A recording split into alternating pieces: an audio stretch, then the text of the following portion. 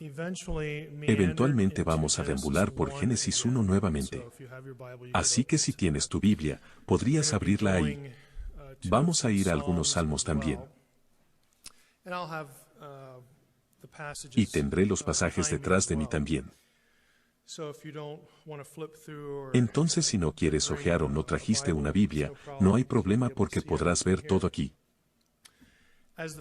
Como sugiere la primera diapositiva, vamos a hablar sobre Génesis y otros relatos de la creación.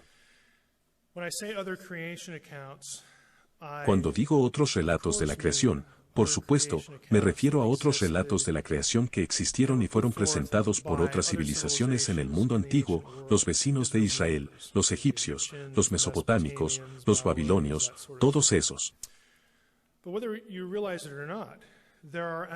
Pero ya sea que te des cuenta o no, en realidad hay pasajes del relato de la creación en el Antiguo Testamento que no suenan como Génesis 1. Así que también tienes otros relatos de la creación en la Biblia misma.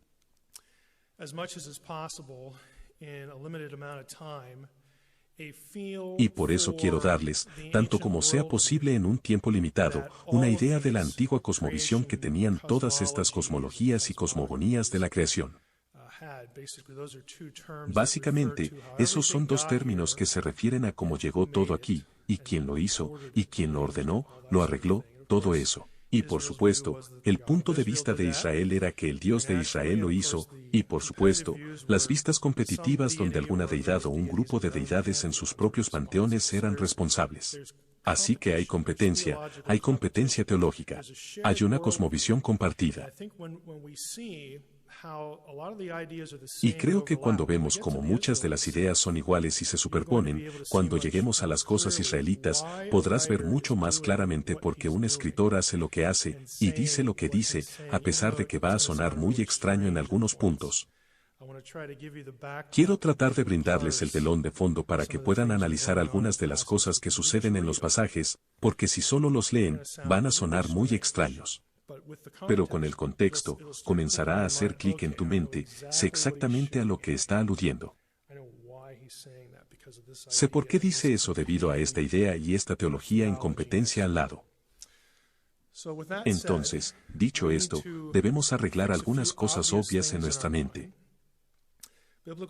Los relatos bíblicos de la creación fueron escritos en diferentes momentos, por diferentes personas, en diferentes contextos, con diferentes objetivos a los nuestros. E incluso con respecto el uno al otro, tenían agendas. Agenda no es una mala palabra.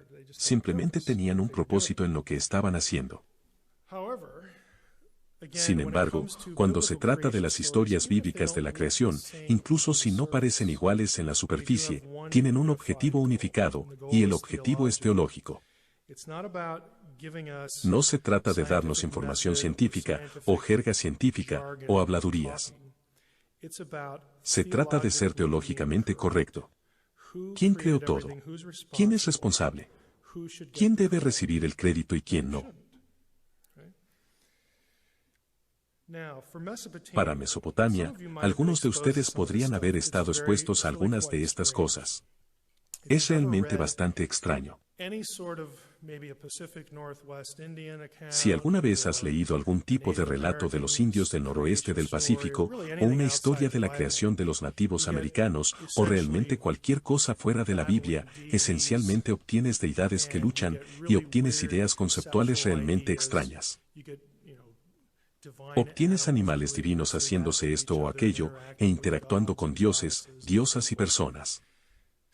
A nuestro oído es realmente extraño porque, en su mayor parte, vas a Génesis y dice, Dios simplemente habla y ya está. Tienes una sucesión ordenada.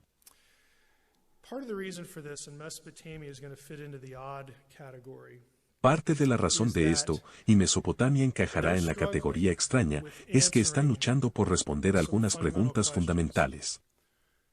¿Cómo llegó todo aquí? ¿Y quién lo puso ahí? Y si sabemos o declaramos nuestra creencia en quién lo puso ahí, entonces, ¿cómo llegaron aquí? Hacemos las mismas preguntas o nos hacen las mismas preguntas. Afirmamos que Dios es el creador y alguien pregunta, ¿de dónde vino Dios? Y hablamos de la existencia propia, que Él siempre existió, y así sucesivamente. Muchas civilizaciones antiguas realmente no tenían esa idea. Todo tenía que venir de algo. Pero algunos de ellos se dieron por vencidos y dijeron, al principio había una deidad o un grupo de deidades. Así que ese es un conjunto de luchas. La otra es que no tienen ninguna formación científica o vocabulario como nosotros. Pero viven en el mundo, pueden ver que hay una relación entre los seres vivos. Y en el mundo antiguo, se especulaba sobre todas estas cosas que vemos.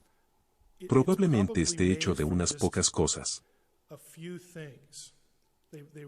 Serían llamados elementos primarios o primigenios. Y cuando uso la palabra elemento, no me refiero a la ciencia como el hidrógeno, nada de eso. Pensaban que si pudieras reducir todo lo que vemos a las cosas básicas, ¿qué sería? Tal vez recuerdes esto de la historia de la escuela secundaria, o la historia de la civilización o algo así. Algunos candidatos de cómo una persona antigua analizaría esto serían, ¿cuáles? Si te gusta la música de los 70, probablemente puedas responder a esta pregunta. Tierra, viento, fuego, y el agua es el cuarto. Esos generalmente se percibían como los 4 elementos primarios. Esto no es científico en absoluto, pero todo lo demás probablemente esté hecho de uno de esos. En el caso de Mesopotamia, lo que hicieron fue que se les ocurrió la idea de que en realidad hay 2 grupos de dioses. Están los dioses que interactuaban con las personas. Esos son los que aparecen en sus historias. El dios o la diosa hizo esto o aquello. Pero antes de esos dioses, había otros dioses porque los otros dioses más antiguos tenían que hacer aquellos con los que interactuamos, porque tenían que venir de alguna parte. Así que en realidad tenían 2 grupos.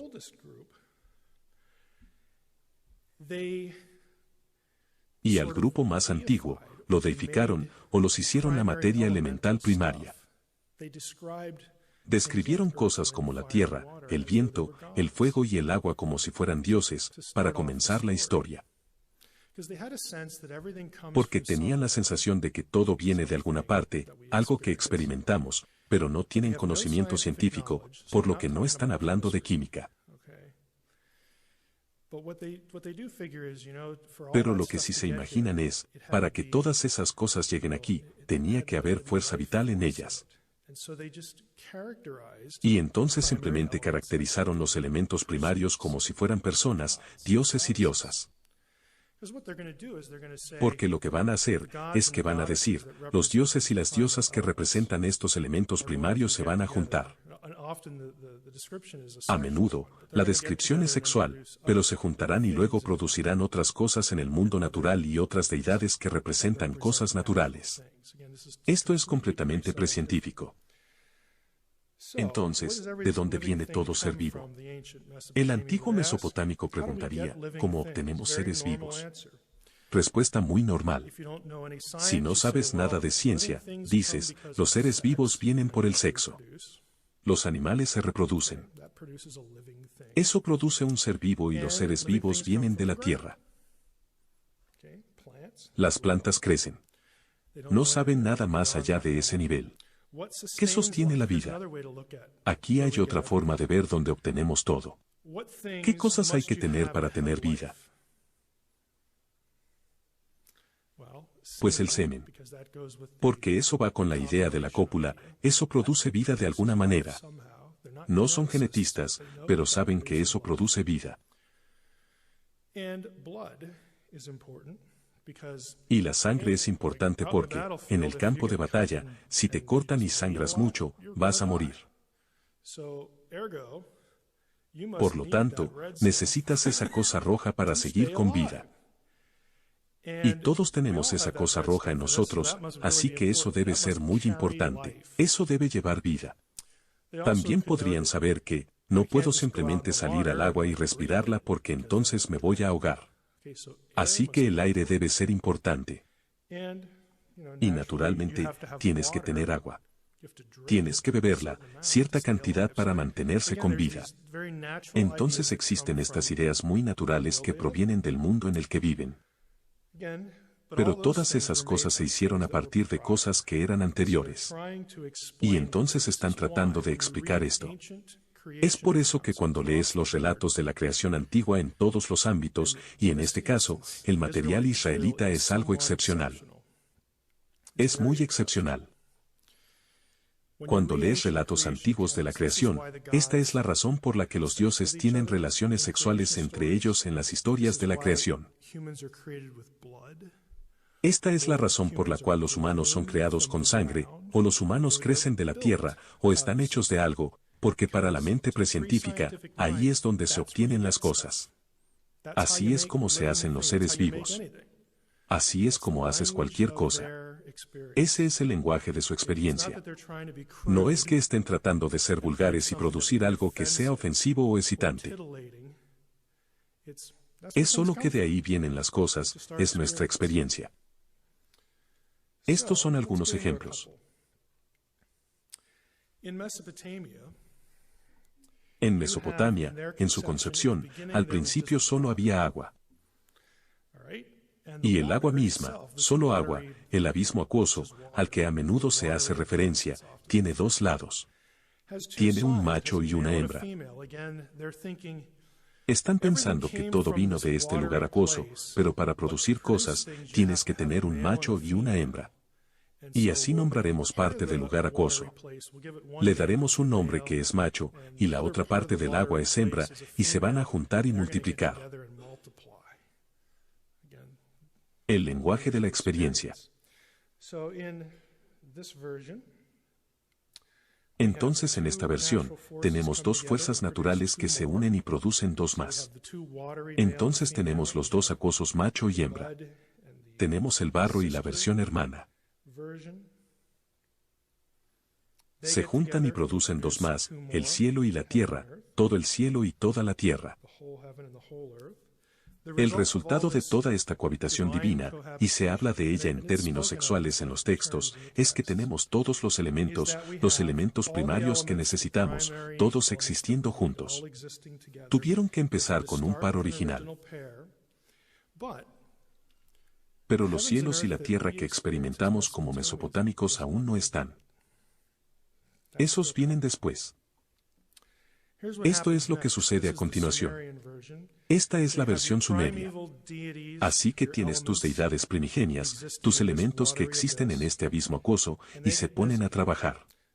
El lado masculino y el lado femenino se juntan y producen a On, que es la palabra sumeria para cielo. Este es el cielo que los humanos ven, que experimentan. Se juntan de nuevo y producen tierra. Los tengo etiquetados como esposo y hermano, o esposa y hermana porque se van a casar entre ellos para producir más cosas. Y lo que producen es el panteón sumerio. Todas las deidades que van a hacer cosas desagradables a los humanos, y hacer cosas buenas a los humanos, y pelear entre sí. Se producen a partir de estas otras deidades. Una de estas otras deidades, el líder, su nombre es Anlil. Y eventualmente en la historia, él va a desplazar a An, el cielo. Él quiere gobernar los cielos. Tiene un hermano llamado Anki, que es importante en otra versión. Esta de aquí, esta es la versión babilónica. En términos de cronología, Sumeria es más o menos 3000 o 2500 antes de Cristo. La versión babilónica es como 1500 años después, pero van a tener su propia versión. Tenemos a Opsu, de nuevo, el lado masculino del abismo acuoso. Está perturbado por los otros dioses del elemento primitivo. No le gustan, por lo que planea destruirlos. La trama es descubierta por una de estas otras deidades, Anki. Y él dice, no puedo permitir que eso suceda porque los dioses me caen bien. Sin ellos no estaríamos aquí. No es justo. Entonces se deshace de Opsu. Detiene la trama. Y eventualmente tendrá un hijo llamado Marduk. Porque los dioses siempre están teniendo bebés. Marduk es la cabeza del panteón en Babilonia. Él es visto como el creador del cielo y la tierra que la gente experimenta. Y en esta versión, su contraparte femenina es una diosa llamada Tiamat. Siempre se la representa como un dragón o alguna bestia acuática. No se llevan bien. Tienen una pelea. Y Marduk mata a Tiamat. Lo interesante es lo que hace con su cuerpo. Porque todavía quiere hacer el cielo y la tierra. Entonces divide su cuerpo en dos partes, y una parte la convierte en cielo, y la otra parte la convierte en tierra.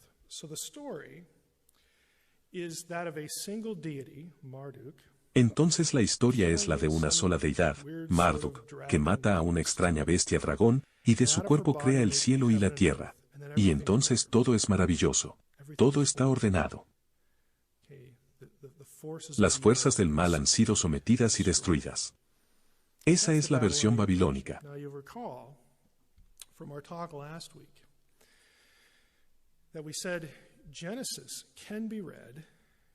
¿Recuerdas de nuestra charla de la semana pasada que dijimos que Génesis se puede leer de tal manera que tienes material preexistente que Dios vuelve o empieza a ordenar?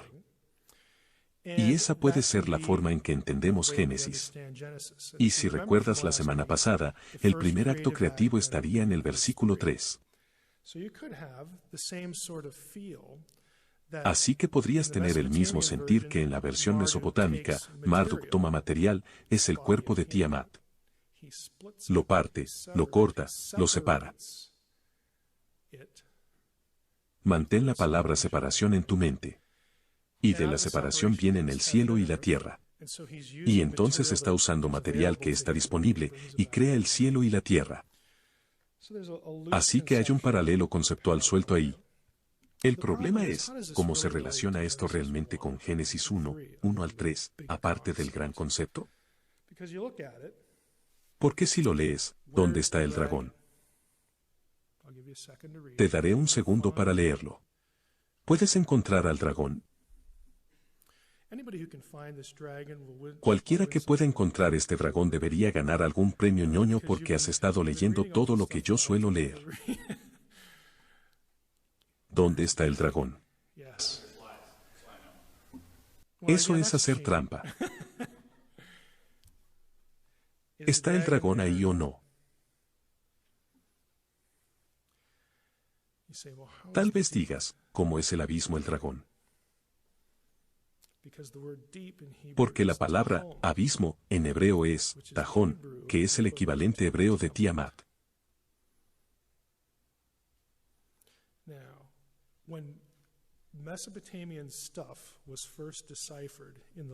Cuando los textos mesopotámicos se descifraron por primera vez a fines del siglo XIX, los eruditos hebreos, los eruditos semíticos que finalmente descifraron la escritura cuneiforme para traducirlos, se encontraron con Tiamat en ciertos textos, textos de creación, dividiendo el cuerpo. Y pensaron en la historia de Génesis por la palabra, y porque Dios separa esto de aquello. Y están pensando, debe haber alguna relación aquí, y aquí tenemos esta palabra, eso es raro. Y luego leyeron más adelante la historia de la inundación. Hubo una historia de inundación, hay varias historias de inundaciones de Babilonia, y la imaginación de la gente realmente comenzó a volverse loca con esto, donde literalmente estabas viendo una pieza de mitología babilónica detrás de Génesis en todas partes. Fue una reacción exagerada, se hizo conocido como panbabilonismo, porque solo vemos cosas babilónicas en todas partes en Génesis. Pero había este vínculo. Así que sabían que algo estaba pasando. Hoy en día, la gente se ha alejado de esto. Incluso el erudito liberal más militante no diría que Génesis proviene de material mesopotámico. Eso dice demasiado porque realmente no hay batalla. Puede que tengamos a Tiamat ahí, pero no hay batalla. Tajón, en cualquier otra parte que aparece en la Biblia hebrea nunca se usa como si fuera una persona. Nunca está relacionado con ningún contexto de creación. Hay otros relatos de la creación del Antiguo Testamento que muestran a Dios matando a un dragón. Vamos a llegar a esos esta noche. Pero la palabra tajón nunca está en ellos. Y entonces pensaron que esto era una idea equivocada. Algo está pasando aquí, pero no es esto de Mesopotamia. Parece que está ahí, pero en realidad no es tan claro. Esta es más o menos mi observación al respecto. Si miras Tajón, hagamos un poco de teología. Digamos que Tajón sí representa las fuerzas del caos. En todas partes, no en todas partes, pero en muchos lugares del Antiguo Testamento se obtiene esta idea del mar embravecido como sinónimo de desorden y caos. ¿Qué pasa si eso es lo que significa en Génesis? Génesis ya lo ha sometido. Las fuerzas del caos ya están sometidas. Obtienes esta faz de aguas quietas y el Espíritu de Dios se cierne sobre el agua. Dios dice, pongámonos a trabajar. Dios ordena todo. Llega al final y dice, todo está bien. Está todo muy bien. Pero el caos sigue ahí. En otras palabras, Dios no lo elimina, solo está bajo control. No quiero salirme del tema demasiado, pero siempre nos preguntamos por qué existe el mal. ¿Por qué hay imprevisibilidad en el mundo? Y en Israel, diría que es porque Dios lo subyugó, lo controla y lo deja existir. Es parte de la creación. Es lo que Él quería, y Él sostiene y lo controla. Si quitara la mano, lo que algunas profecías dicen que hará en algún momento, entonces tenemos problemas. Entonces Génesis presenta un mundo que tiene la imprevisibilidad incorporada, pero Dios tiene el control de él. Pero no hay batalla mitológica.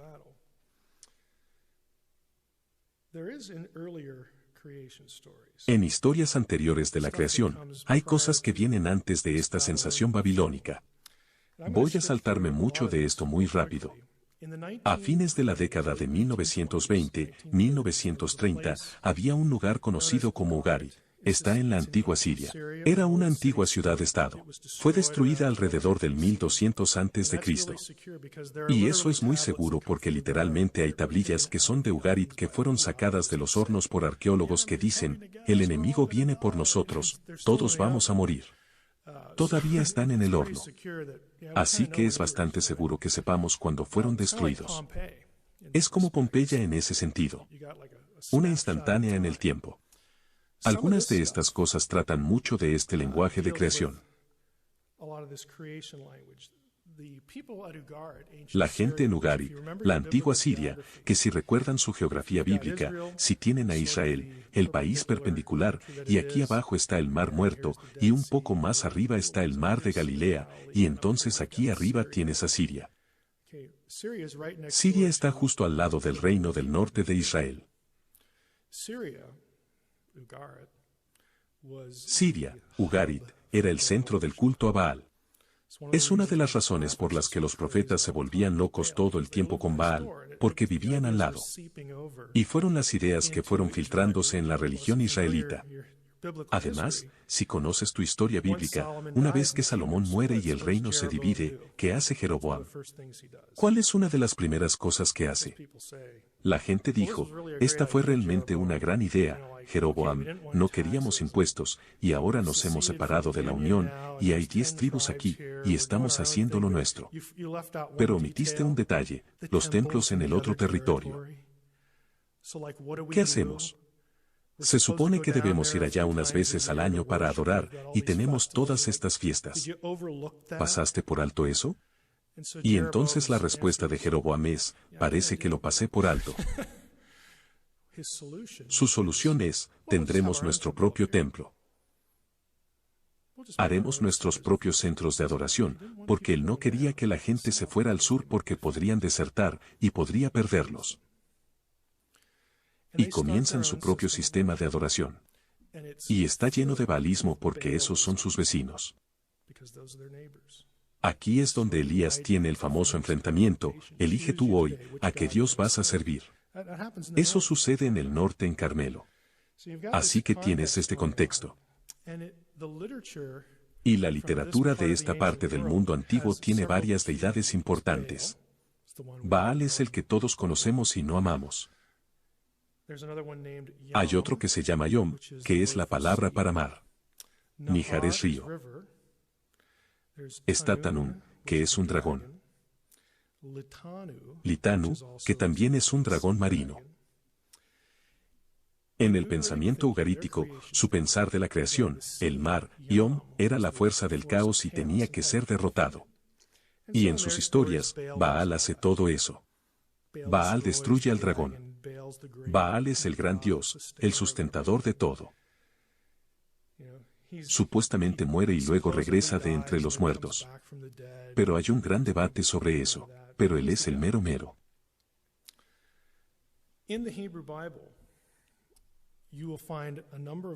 En la Biblia hebrea, encontrarás varios lugares donde Jehová, el Dios de Israel, se describe en la terminología de Baal. ¿Por qué hacen eso? Porque el escritor bíblico quiere que quede claro para sus lectores que no es Baal quien hizo tal o cual gran cosa. No es otro Dios al que adoran los extranjeros. Él era su otra gran deidad. Es Jehová. Entonces los escritores están muy familiarizados con su literatura y tomarán frases, episodios y vocabulario de la literatura pagana, lo importarán a lo que están escribiendo en la Biblia hebrea y literalmente cambiarán los nombres. Y le darán crédito al Dios de Israel. Es una técnica teológica. Es una polémica. Usamos la palabra polémica. Si pudiéramos pretender a nosotros mismos. Si no tuviéramos una Biblia, trata de pretender que no tenemos una Biblia, y estamos sentados aquí y no nos gustan los poderes fácticos, las figuras de autoridad, ya sean religiosas o políticas. Y de alguna manera estamos seguros de que Dios nos está guiando a producir nuestro propio registro, nuestra propia corrección teológica de lo que debemos creer. Una de las cosas que podríamos hacer es escuchar el reclamo de alguna otra deidad o alguna figura de autoridad que se le atribuye el mérito de algo. Soy responsable de los cultivos que crecen. Y si la gente estuviera familiarizada con eso, podríamos decir, voy a intentarlo.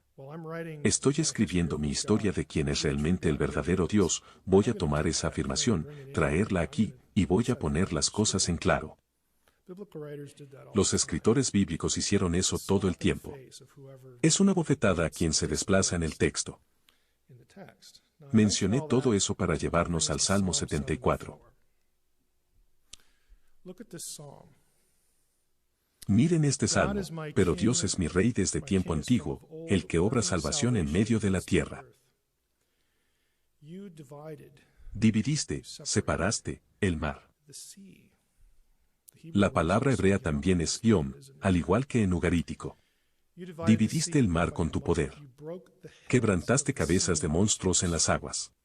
La palabra hebrea es, tamim, es la palabra para dragones. Los monstruos marinos en las aguas.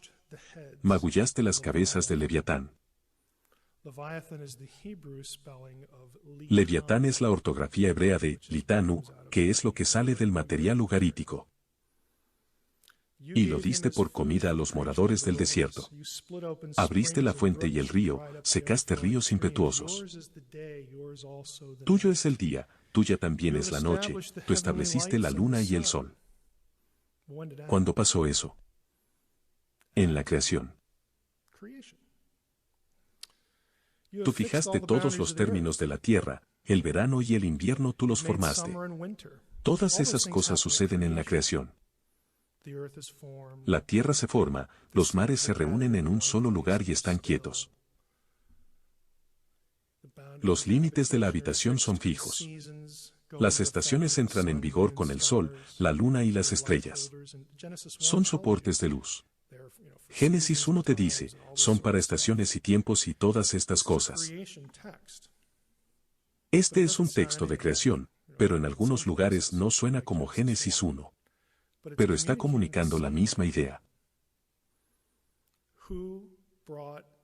¿Quién trajo todo a la existencia? ¿Quién trajo orden del caos? ¿Quién vence al caos? ¿Quién derrota las fuerzas de los elementos naturales que si se dejan solos, simplemente se volverán locos? ¿Quién hace eso? ¿Es Baal? Es Dios, mi rey desde la antigüedad. Es el Dios de Israel. Este es un ejemplo clásico de un texto de creación que se ve superficialmente diferente a Génesis 1, pero dice lo mismo. No tiene nada que ver con la ciencia a menos que creas que los orígenes científicos implican matar a un dragón. No hay dragones mitológicos. Así no es como el mundo llegó a ser, como si un dragón muere en algún lugar del mar. Sabemos esto.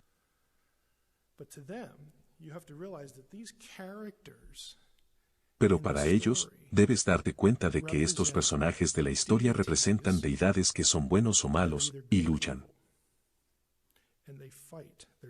Hay combate. Y los mesopotámicos dicen, uno ganó, Marduk ganó. Y gracias a Dios que ganó porque ahora tenemos un mundo ordenado que podemos experimentar y vivir. La gente de Ugarit diría, no fue Marduk, es un lacayo. Fue Baal. Baal es el que salió victorioso. Él es el que pone orden en el caos. Y los egipcios, es alguien más. Dependiendo de la ciudad, podría haber 3 o 4 dioses diferentes en Egipto.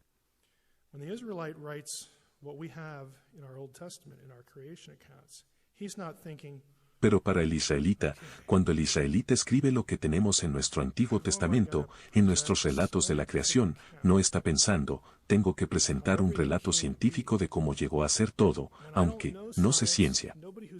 Ni nadie que lo lea va a entender el lenguaje científico, pero en el futuro lo harán.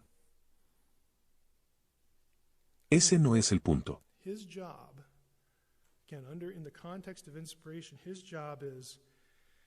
Su trabajo en el contexto de la inspiración es, no podemos dejar que esta mala teología quede sin abordar. Es un mensaje teológico. Tengo una flecha aquí que apunta al desierto. ¿Suena incongruente? ¿Cómo se obtiene el desierto en el mar? ¿Alguien notó eso? ¿Lo del desierto? Permítanme preguntar en forma de pregunta.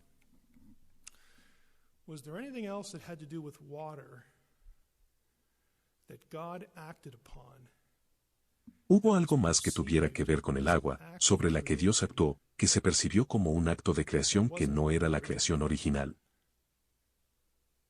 Dios. Agua. Como dices. Adelante. ¿En qué otro lugar se divide el agua? El Mar Rojo.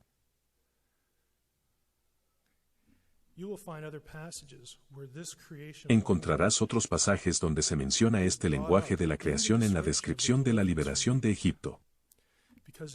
Porque en la mente de los israelitas, eso era igual de sorprendente. Eso fue tan épico como la creación. Porque los dioses de Egipto fueron derrotados en el mar. Faraón es un dios. Ellos pasan, y Miriam se pone a cantar, oh Jehová, ¿quién de ustedes es como los dioses? Tienes esta larga canción cuando lees Éxodo, el cruce. God defeats the forces of chaos again by delivering Israel from Egypt. Dios vuelve a derrotar a las fuerzas del caos al liberar a Israel de Egipto y destruir a sus dioses mostrando, yo soy el que controla el destino de la humanidad. No estos idiotas en Egipto.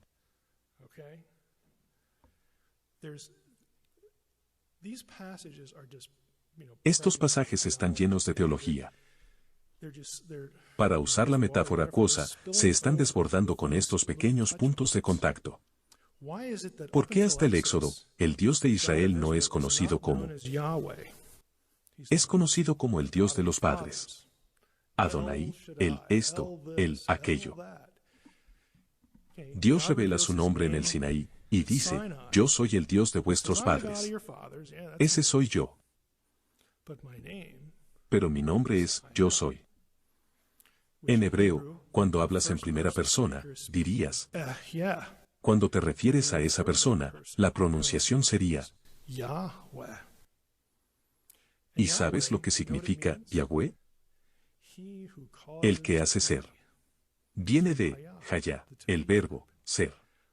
¿Por qué diría, mi nombre es el que hace que las cosas sean? Porque tenemos un trabajo creativo que debe hacerse. Solías ser una nación y descendiste a Egipto, y has estado ahí durante 400 años. Y ahora voy a actuar. Va a ser como un acto de una nueva creación. Estoy creando algo que realmente ya no existe. Y voy a traerlo a la realidad. Voy a crear lo que no es, a que sea. Por eso obtienes el nombre. Todas estas ideas están conectadas. Si miras el Salmo 89, veamos si mi enlace funciona. El Salmo 89 es un ejemplo fascinante.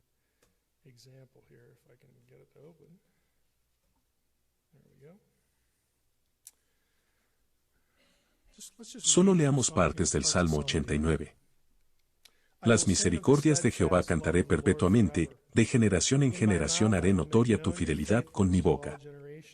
Porque dije, para siempre será edificada misericordia, en los cielos mismos afirmarás tu verdad. Hice pacto con mi escogido, juré a David mi siervo, diciendo, para siempre confirmaré tu descendencia, y edificaré tu trono por todas las generaciones. Celebrarán los cielos tus maravillas, oh Jehová, tu verdad también en la congregación de los santos. Esta es una escena en el cielo. Dios rodeado por la hueste celestial. Terminología del consejo divino. Ya me has oído usar ese término antes. Celebrarán los cielos tus maravillas, oh Jehová, tu verdad también en la congregación de los santos. Porque, ¿quién en los cielos se igualará a Jehová? ¿Quién será semejante a Jehová entre los hijos de los potentados? Dios temible en la gran congregación de los santos, y formidable sobre todos cuantos están alrededor de él. Oh Jehová, Dios de los ejércitos, ¿quién como tú? Poderoso eres, Jehová, y tu fidelidad te rodea. Tú tienes dominio sobre la braveza del mar, dominio sobre Iom, cuando se levantan sus ondas, tú las sosiegas. Tú quebrantaste a Rahab como a herido de muerte. Rahab, aquí es otra palabra para la bestia del mar, la bestia del caos. Fuerte es tu mano, exaltada tu diestra. Tuyos son los cielos, tuya también la tierra, el mundo y su plenitud, tú lo fundaste. El norte y el sur, tú los creaste, el Tabor y el Hermón cantarán en tu nombre. Tuyo es el brazo potente, fuerte es tu mano, exaltada tu diestra. Justicia y juicio son el cimiento de tu trono, misericordia y verdad van delante de tu rostro. Bienaventurado el pueblo que sabe aclamarte, andará, oh Jehová, a la luz de tu rostro. Bajemos aquí un poco. Saltaremos algunos versos para acelerar. Entonces hablaste en visión a tu santo, y dijiste, he puesto el socorro sobre uno que es poderoso. He exaltado a un escogido de mi pueblo. Hallé a David mi siervo, lo ungí con mi santa unción. Mi mano estará siempre con él, mi brazo también lo fortalecerá. No lo sorprenderá el enemigo, ni hijo de iniquidad lo quebrantará, sino que quebrantaré delante de él a sus enemigos, y heriré a los que le aborrecen.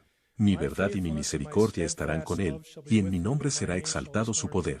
Está repitiendo mucho del lenguaje que hemos visto antes. Y luego dice acerca de David, asimismo pondré su mano sobre el mar.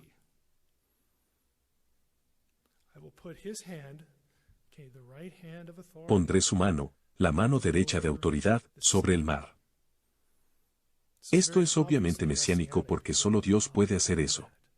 Solo Dios puede controlar las fuerzas del caos. David no puede hacer eso, es un hombre. Pero un rey davídico, que también es Jehová, puede lograrlo. Asimismo pondré su mano sobre el mar, y sobre los Nahar, su diestra. Recuerda el otro nombre en el texto ugarítico para la deidad del agua, Nihar. Y sobre los ríos su diestra. Él me clamará, mi Padre eres tú, mi Dios, y la roca de mi salvación. Yo también le pondré por primogénito, el más excelso de los reyes de la tierra. ¿Sabes cuál es la palabra excelso ahí? Es Elión, altísimo. Elión en el mundo semítico era un título para, ¿adivinen quién? Para Baal. Es uno de los títulos de Baal que se aplica a Jehová. Dios está diciendo, no solo soy yo el verdadero Altísimo, pero al Rey, extenderé su mano sobre los mares, él será el Altísimo. Lo haré el primogénito. Es un término familiar. El primogénito es un rango de autoridad. Jesús es llamado primogénito. ¿Ves estas conexiones? Primogénito, altísimo, gobernante sobre el caos. Este es un salmo davídico que repasa el pacto davídico, el pacto que Dios hizo con David para tener la dinastía eterna. Está lleno de esta imaginería de la creación que un israelita habría dicho, eso va a ser genial. Vaya rey. Y más que eso, estaría pensando, si vi crecer a David, ¿cómo lo va a lograr? Solo Dios puede hacerlo. Ya sea que este rey va a ser Dios en la tierra, o tal vez tengamos a Dios en la tierra como rey. Solo puede funcionar de esta forma. Son israelitas. No tienen el Nuevo Testamento, pero tienen estas pistas en sus mentes. Hay implicaciones del Nuevo Testamento para esto.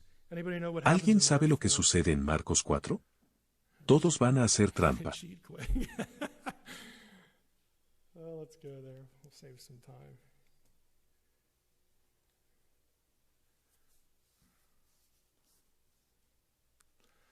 Piénsalo, a un israelita. Estos tipos tienen su Antiguo Testamento. Tienen la cosmovisión en sus mentes. Conocen las historias. Son semitas, son israelitas. Este tipo, Jesús, viene y dice ser el Hijo de Dios. Hijo de Dios, Rey de Israel, se parece mucho al Salmo 89. Eso es raro. Y él viene a ellos un día, o una noche. Ese día vino y dijo, pasemos al otro lado. Dejando la barca, lo llevaron con ellos en la barca tal como estaba. Y sabemos toda la historia. Sale al mar embravecido y dice, calla. Y cesó. Y se quedaron perplejos. ¿Están viendo esto? Si están haciendo clic aquí arriba, ¿saben lo que significa? El mismísimo Dios. Y más que eso. Si Juan o alguien más leyeron el Salmo 89 en su devocional, también se hubieran quedado perplejos por lo de la mano en el mar. Entienden estos pequeños detalles en el texto. Esta no es una historia colocada aquí solo porque Marcos dice, me faltan unas pocas líneas para mi columna, deja relleno. Claro que no, es deliberado. Es mensajería. Tenemos Mateo 14. Es algo similar. Es caminar sobre el agua. El caos no me afecta. Incluso lo pisoteo.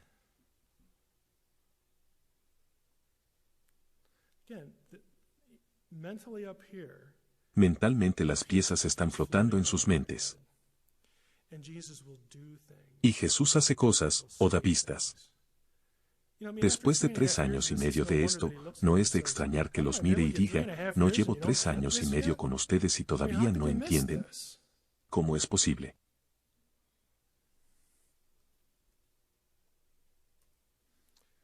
Tenemos unos minutos, repasaremos un poco a Egipto.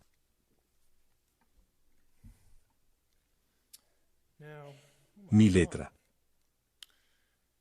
No revisamos la letra. En Egipto, el abismo acuoso, si no puedes leer eso, dice teología heliopolitana. La teología de la creación egipcia y la religión egipcia generalmente cambiaban dependiendo de qué ciudad era la capital, porque donde el faraón quiere vivir, él decide cuál es la doctrina. Pero generalmente, una de las versiones fundamentales, una de las principales de esto, se llama la teología heliopolitana. Así que tienes la misma idea. Excepto en Egipto, en realidad no piensan en las deidades primitivas como elementos específicos, como el agua, la tierra y todo eso. Piensan en ellos como condiciones. Como era cuando no había nada, o antes de que hubiera todo. Toman parte de la terminología de las condiciones para ser representadas por deidades.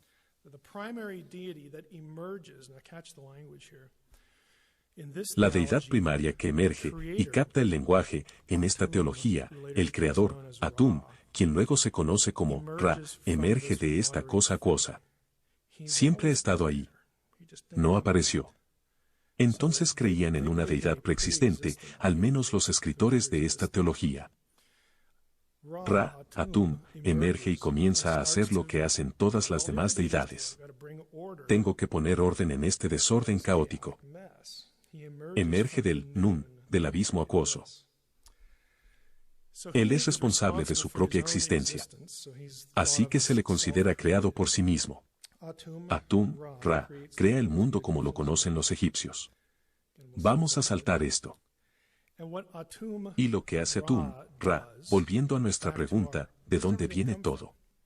Si no somos científicos, ¿cómo lo describiríamos?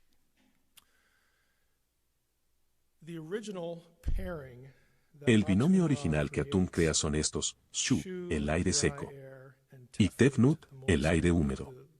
Varía. Algunos dicen que lo hizo escupiendo. Así que ahí tienes una idea acuosa y aireada. Otros dicen que usó su propio semen para producirlos. Algunos dicen que es una combinación de ambos. No están tratando de ser vulgares. Están pensando, ¿de dónde vienen las cosas?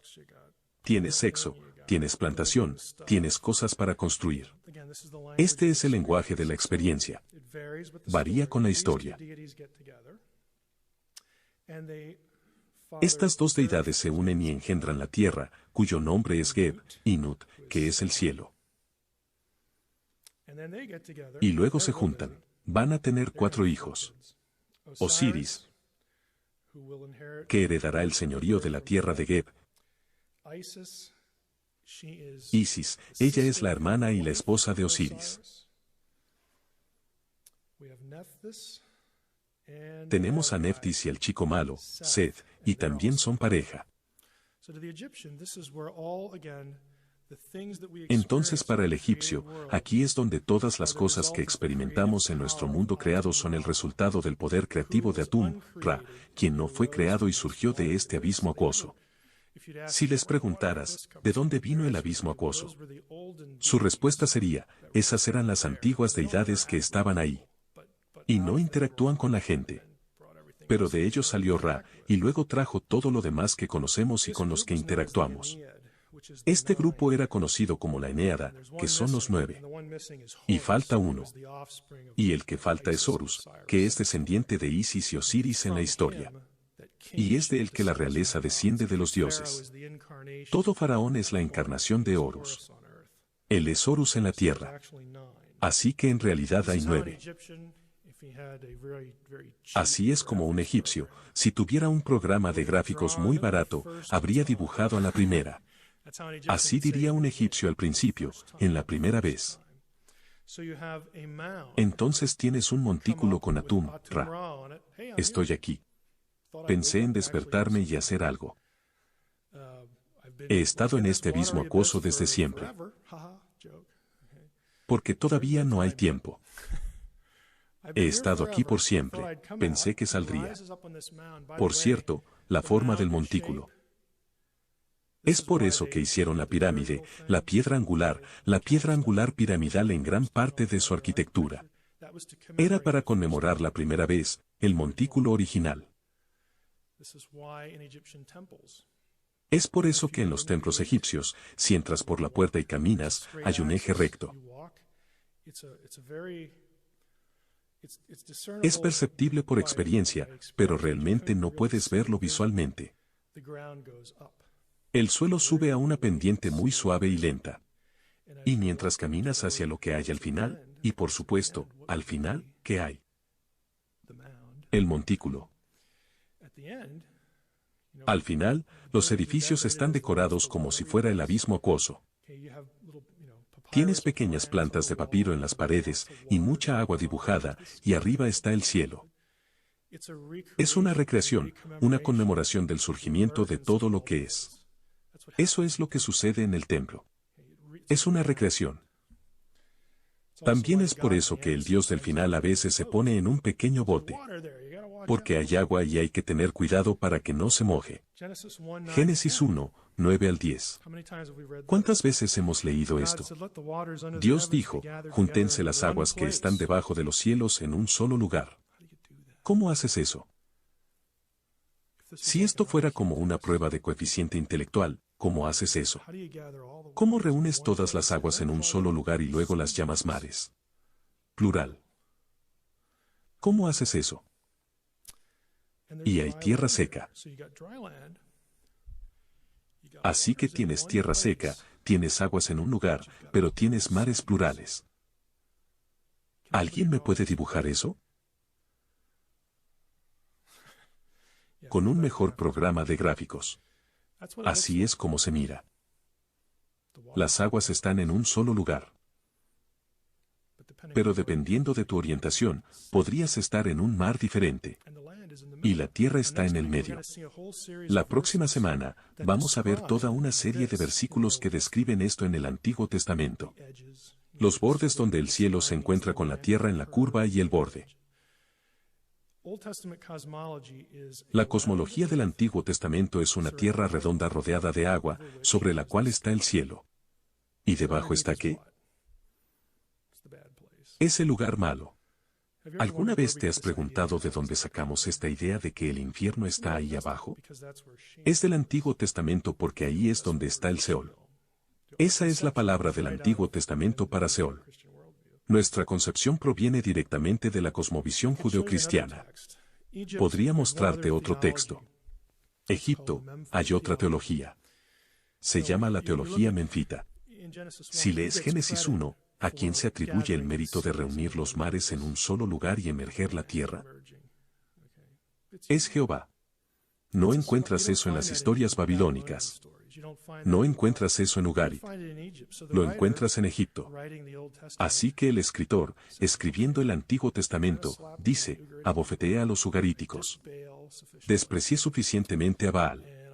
Y le di un golpe a Marduk. ¿Quién queda? Los egipcios. Necesitamos asegurarnos de que nuestros mensajes sean claros. Porque si nos brincamos a los egipcios, alguien podría tener la impresión errónea de que tal vez tengan razón, pero no es así. Incluso la creación con la palabra hablada, Génesis 1, Dios habla y las cosas llegan a existir. Eso ocurre solo en otro lugar en el mundo antiguo. Es muy raro. Y es Egipto. Hay una teología, una historia de la creación en Egipto con el nombre de Dios, Ta, en ese caso. La capital es Memphis, así que reescribimos la historia y ponemos a nuestro Dios patrón a cargo. Y en esa versión, Ta, cuando da existencia a toda la Eneada.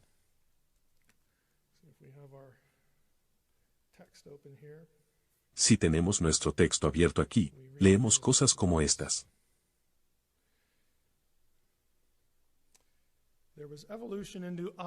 Hubo evolución hacia la imagen de Atum a través del corazón y la lengua. Y grande e importante está, quien dio vida a todos los dioses y su causa, así como a través de este corazón y esta lengua.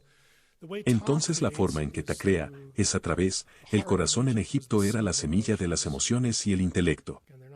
No están haciendo ciencia del cerebro. Su pensamiento y su palabra es lo que produce todo. Ha evolucionado ese corazón y esa lengua. Tener el control de todas las extremidades, tal y tal, etc. Hace lo que quiere como los demás. Su Eneada está ante él en dientes y labios. Es con la boca, crea con la boca. Esa semilla en esas manos de Atum. Entonces, lo que los otros muchachos estaban escribiendo sobre Atum haciendo esto con su semilla, su semen y sus manos construyendo cosas, Ta realmente lo hizo. Y lo hizo de una manera aún superior. Él solo habló. Solo pensó y habló, y luego sucedió. Esto es anterior al material bíblico. Entonces el escritor está sentado pensando, ¿abordamos lo suficiente a Egipto?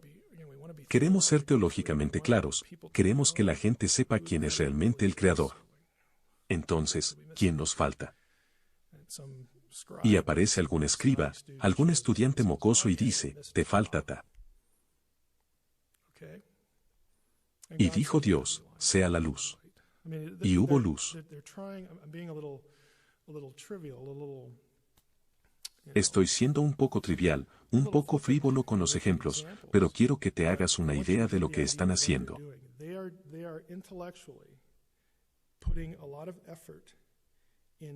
Están, intelectualmente, poniendo mucho esfuerzo en cómo expresamos quién es el Creador, y lo hacemos teológicamente correcto para que nadie lea esto y se vaya pensando que cualquier otra deidad en cualquier lugar tuvo algo que ver con esto además de Jehová. Así que están disparando. Van tras las ideas de la competencia, y están dando en el blanco. A nosotros, miramos esto confundidos. Sé lo que se siente, lees el Antiguo Testamento y es simplemente extraño. Y créanme, hay pasajes que leo y simplemente no tengo ni la menor idea. No tengo idea de lo que está pasando. Lo anoto para leerlo después. Porque simplemente no tenemos esto en la mente. No sabemos quién está, no sabemos quién es Ra, no sabemos quién es Atum, no sabemos qué es el Nun, no sabemos qué es qué. Pero ellos sí. Porque como judío, interactúas mucho con Egipto. Ciertamente interactuaste con ellos durante el cautiverio. Interactúas con ellos a lo largo del resto de tu historia, ya sea bien con el comercio o mal con el conflicto militar. Egipto controló Palestina durante cientos y cientos de años en los días bíblicos. Ciertamente interactuaste con los babilonios. Básicamente, pasaste 70 años ahí, escuchándolos decirte que su Dios derrotó al tuyo. ¿Conoces esas historias? Te lo recuerdan. Ellos saben. Esta es su cosmovisión. Así que quería exponerlos un poco a eso, porque cuando lees, y estos no son los únicos, cuando lees el Antiguo Testamento, nombres extraños, nombres de lugares extraños, debes pasar un poco de tiempo buscándolos.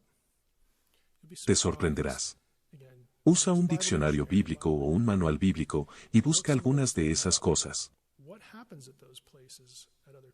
¿Qué sucede en esos lugares en otros momentos? ¿Qué deidad se suponía que controlaba ese lugar? ¿Por qué esa deidad recibe ese nombre? ¿Aparece ese nombre en algún otro lugar? Están todas estas cosas pasando bajo la superficie. Y con Génesis, con la creación, solo dejándolos con el pensamiento, se trata de mensajes teológicos. Eso es lo que buscan. Prácticamente hemos terminado a tiempo. Entonces tomemos 10 o 15 minutos de preguntas. La última vez, pregúntenme. Pregúntame, adelante.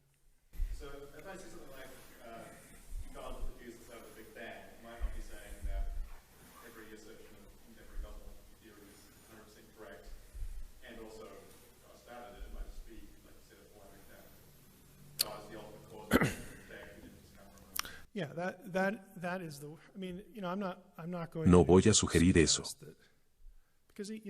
Porque incluso los científicos discuten. Stephen Hawking incluso rechaza el Big Bang.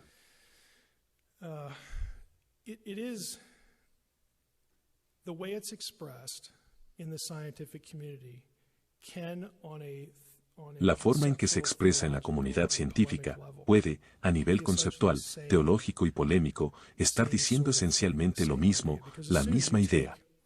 Digamos que eres un cosmólogo del Big Bang y dices, Esta es la forma en que nosotros, como personas del siglo XXI, expresamos el momento en que todo comenzó a existir.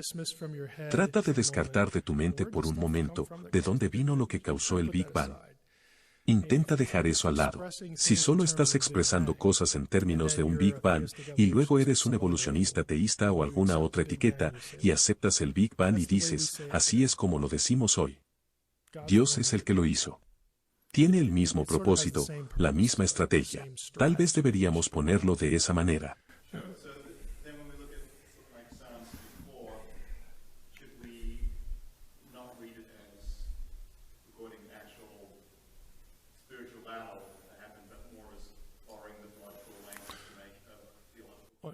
On one level, it's all a spiritual battle because A cierto nivel, todo es una batalla espiritual porque hay un ser espiritual que controla el caos y lo somete y lo cuida. ¿Dios realmente tuvo que poner a sus duques y golpear a un dragón real en algún lugar del mundo espiritual? No creo que ese sea el punto en absoluto. Creo que con lo que están lidiando es que saben por experiencia en la vida que las cosas simplemente suceden. Y creo que la razón por la que se elige el mar es porque, como seres humanos terrestres, no se puede hacer nada ahí. Estás indefenso.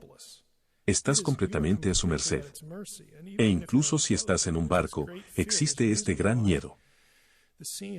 Hay una razón por la cual el mar siempre es el candidato a lo incontrolable, porque no puedes controlarlo de ninguna manera. Así que creo que ese es realmente el punto, que sabemos que el mundo natural en el que vivimos es impredecible e incontrolable, pero sabemos que llegó aquí. Y entonces estamos combinando la creencia de que nuestro Dios puede controlarlo y que fue producido. Así que estamos combinando las dos ideas. Pero no creo que tengas una situación en la que Dios esté realmente en un combate mortal con otra entidad. Adelante.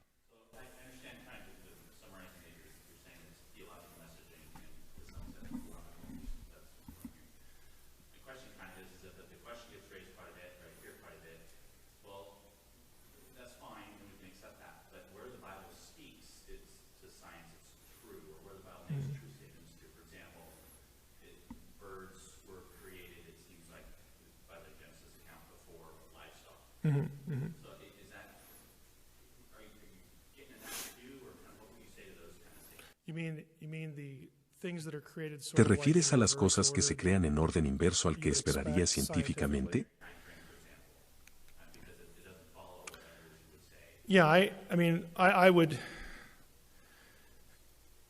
Diría que tiene razón en que realmente no sigue lo que nadie dice, porque todo el mundo está tratando de hacer un comentario científico. Si eres un evolucionista teísta, eres un creacionista tradicional del día de 24 horas, todos están tratando de crear una narrativa científica. Y puedes hacer algo de eso. Racionalmente puedes hacer algo de eso. Pero siempre hay estos lugares en los que no funciona. Génesis 1, creo que es el versículo 21, que la tierra produjo ganado. ¿En serio? Un evolucionista no puede justificar eso. ¿Qué significa eso de que la tierra produzca? Pueden imaginarse una solución. Si son realmente creativos, creo que demasiado creativos. Pero los creacionistas no pueden hacer eso. Tienes frases sin sentido. La otra pregunta es, ¿quién llega a ser el literalista? Interpreto la Biblia literalmente. ¿En serio? ¿Interpretas todo en Génesis literalmente? Realmente hay puertas en el cielo y ventanas en el cielo, y Dios las abre y las cierra, y hay barrotes que sostienen la tierra y barrotes que sostienen el cielo. Si no tomas esas cosas literalmente, ¿por qué no? Lo que tienes aquí en la lucha por la creación de Génesis es que todos tienen el equilibrio perfecto entre lo literal y lo simbólico. Todo el mundo lo hace. Mi perspectiva de eso es la correcta. Si tomas un pasaje y lo desliteralizas, eres un transigidor. Si tomas un pasaje y lo haces literal donde yo no, simplemente no lo entiendes. Te estás yendo demasiado lejos. El Dios que tienes, ¿tendría el equilibrio que tengo yo? Eso es realmente lo que está pasando.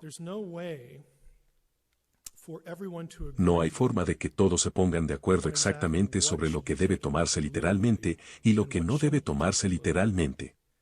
Y que todos salgan del mismo lugar. Y los debates entre los dos extremos son exactamente eso. Si hicieras una lista de todas las declaraciones, casi puedo categorizar a las personas por número de versos, número de palabras, verso literal contra no literal. Si obtienes más del 70%, estarás aquí. 30% estás entre estos dos. Lo liberador, creo, es simplemente dejar que sea lo que es. Están haciendo declaraciones teológicas. Te están diciendo lo que debes creer.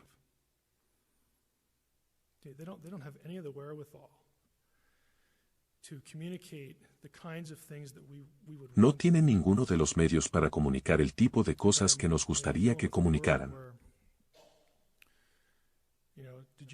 ¿Sabías que la razón por la que amo a mi esposa es porque mis intestinos me dicen que lo haga? Y alguien en esa cultura, e incluso en nuestra cultura, sabemos lo que quiere decir. Lo sabemos. Pero lo dejamos pasar porque sabemos que no estás tratando de convertirlo en una declaración científica. Si fuera el caso, probablemente tomaríamos el teléfono y pediríamos ayuda. Tenemos a alguien aquí que necesita atención médica. Dentro de nuestra cultura, lo dejamos pasar.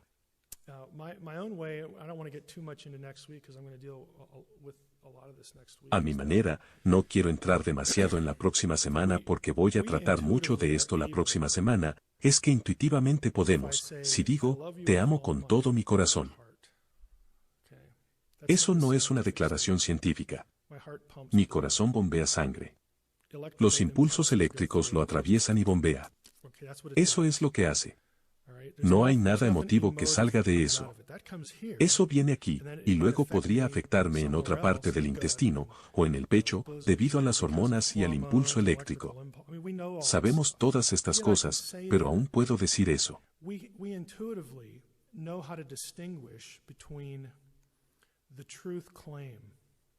Intuitivamente sabemos cómo distinguir entre la afirmación de la verdad, los intestinos, lo real que se afirma y lo que se da a entender.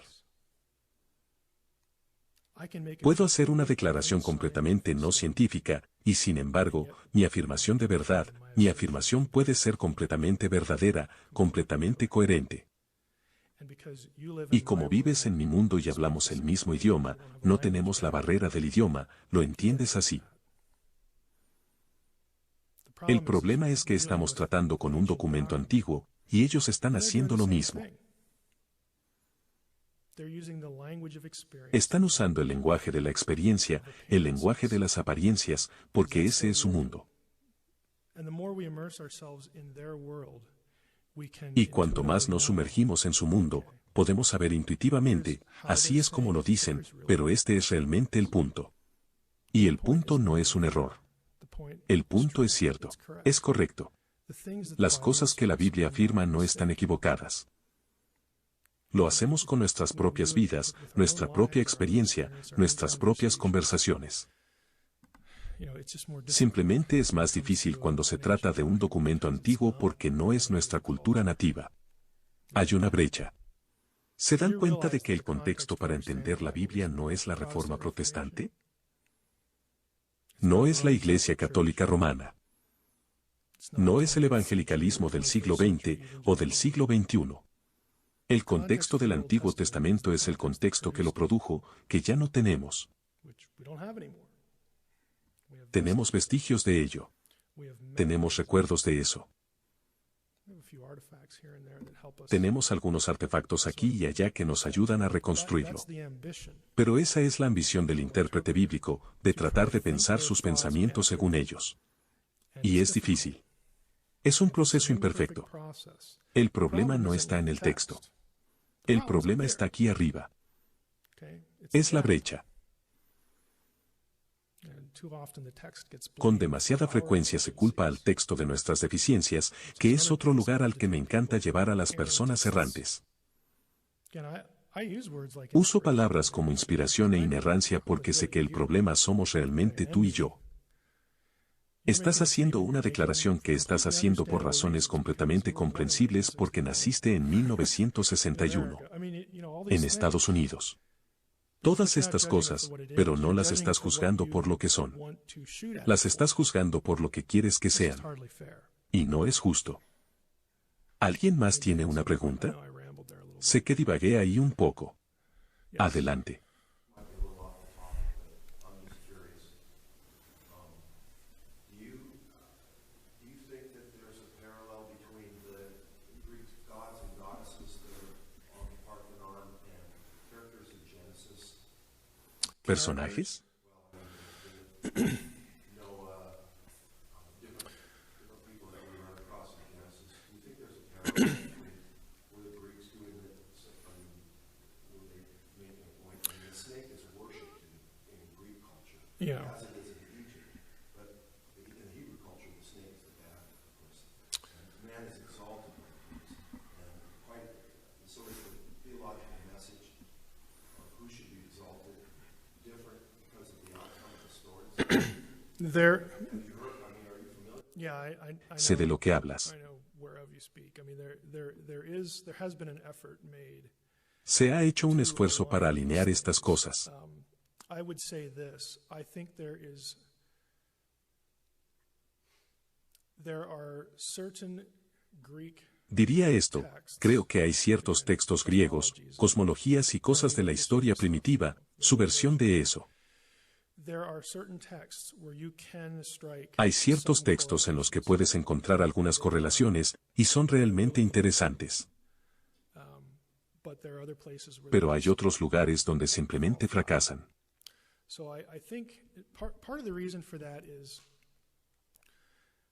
Hay un libro muy caro.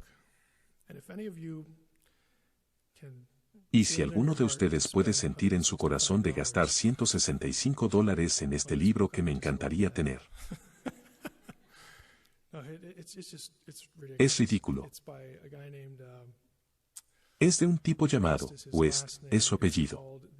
Se llama La cara este de la Helicón. Y es un trabajo académico, y muestra cómo todas las mitologías griegas tienen como telón de fondo las cosas del Antiguo Oriente. Están repletas. Así que hay mucho de eso.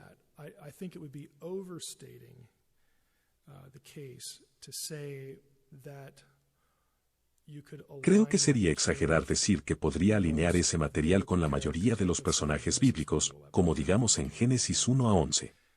No tienes tantos personajes de todos modos. Pero hay algo de eso, pero es una cuestión de detalle y frecuencia. Cobertura, supongo, podría ser una mejor manera de decirlo.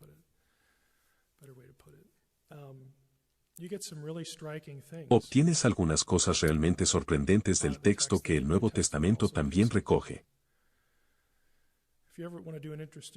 Si alguna vez quieres hacer un estudio interesante, haz un estudio de la palabra griega sobre la palabra Tartarus. Eso viene directamente de los textos griegos seculares y es para el lugar malo. Pero Pedro lo usa en un lugar muy interesante que coincide con cómo se usa en la mitología griega. Es polémica teológica.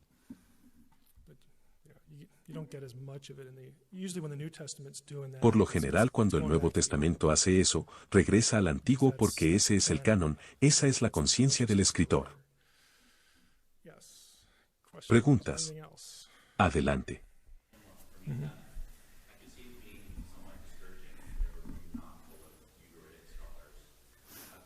Y todos deberían serlo. Esa es la vergüenza.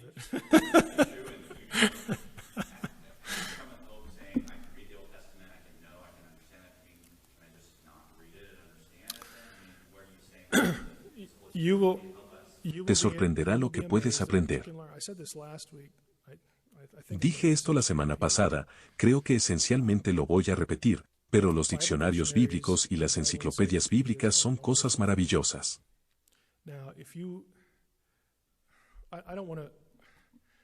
No quiero que todos ustedes piensen que he invertido todo este tiempo y digan, hay secretos que solo Mike puede descubrir.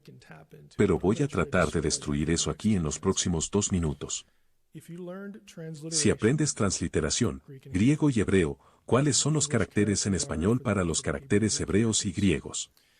Y compras cosas como un diccionario bíblico, y especialmente el diccionario de las deidades y los demonios en la Biblia, que es la única fuente de referencia que pudiera leer de cabo a rabo.